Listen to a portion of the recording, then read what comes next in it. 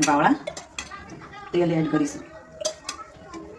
એના માટે આપણે એક ફુદીનાની એવી લીધી છે, બાદિયાની અને દાલચીનીનો ટુકડો લઈ લીધો છે. હવે આપણે એડ કરીશું ડુંગળી અને ટામેટાની ગ્રેવી પેસ્ટ એડ કરીશું. થોડો અંદર ગ્રીન મસાલો તો એટલે ગ્રીન કલર આપણે આમાં છે ગ્રીન બનાવવાનું છે. આપણા ડીશ બનતી સરસ. શિમલા મરચાં એડ કરી દઈશું ગ્રેવીની જોડે. તેલ થોડું તળતા વાર લાગે એટલે તેલમાં થોડા ગ્રેવીને અરે સળી પણ જાય. શિમલા મરચાં બી પનીર ચીલી બનાવવાનું છે તો શિમલા મરચાં ધોઈ ટુકડા કરીને કાપી લીધા હતા. એના માટે આપણે નમક 1 ચમચી નાખીશું, અડધી ચમચી નાખીને અને થોડું આપણે કાળું નમક પણ નાખીશું એટલે ટેસ્ટ મસ્ત આવે. થોડા આપણે લીંબુના ફૂલ પણ એડ કરીશું ખટાશ માટે. આની અંદર મરચાં, કોથમીર, પુદીનો, આદુ અને લસણની પેસ્ટ બનાવી છે એડ કરી દઈશું. જોજો તમે નેચરલ કલર આવશે. આપણે આમાં કોઈ પણ કલર એડ કરવો નહીં પડે. કોથમીરના તમે તળ ગ્રેવીમાં યુઝ કર્યા છે.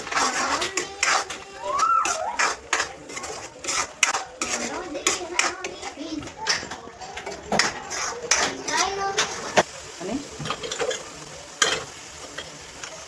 ધાણા જીરું એડ કરી દઈશું.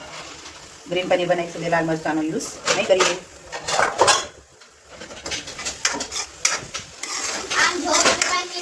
અને આપણે પનીર એડ કરી દીધું છે અંદર. તમે જોઈ શકો તો કલર કેટલો મસ્ત આવે. જે મિક્સરના જારમાં આપણે જે દળીશું એ મસાલો થોડો દળ્યો હતો એમાં બરોબર સાફ કરી આપણે પાણી લઈ લઈશું. કોથમીર, લીલી ડુંગળી અને લીલું લસણ ઉપરથી એડ કરી દઈએ ધોઈને બરોબર સાફ.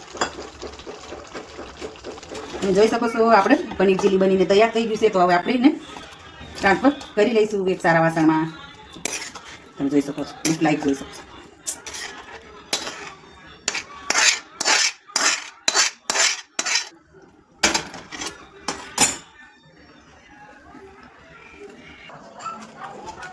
આપણે એક ટુકડો બટર નાખી દઈશું ઉપરથી ગાર્નિશિંગ માટે. અને ચીઝ આપણે એડ કરી દઈશું સીણીને. તૈયાર છે આપણે પનીર ચીલીની મસ્ત ધાબા સ્ટાઇલ ડીશ.